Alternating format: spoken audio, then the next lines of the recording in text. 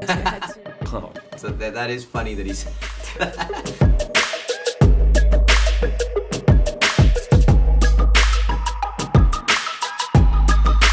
Difficult, just difficult was there's a big fight that happens in the parking lot, and that was really tricky to shoot and execute, because if it's raining or if it's sunny and then 5 minutes later it's cloudy and then it's cold, and James is playing the Beast with his shirt off, and there's just a lot of physical issues there.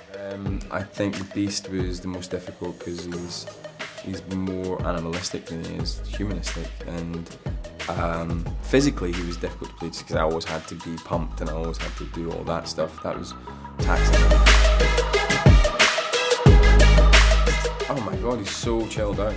He's one of the most, he's almost horizontal. He's so calm and so chill.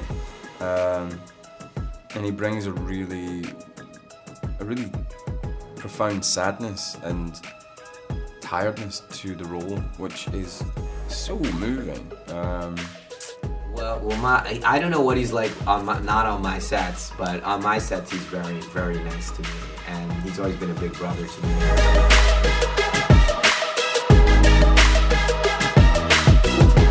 In Glass, it was Hedwig. In Split, it was Patricia. It depends on that day.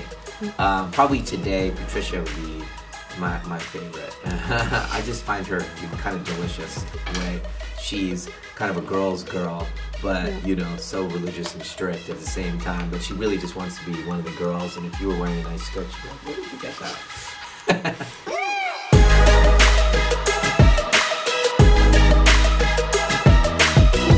It's always just good. That whole building was kind of freaky, to be honest with you. That is funny that he said that. We were in an abandoned mental institution, so it wasn't the finest of bathrooms. So we had to bring in our own. I believe in heroic people, but I don't know if I necessarily believe in people who have super abilities. I'm open to it, and if you show me evidence, I'll happily believe it. But no, I don't think I necessarily believe it's out there. I think I do. I think I do.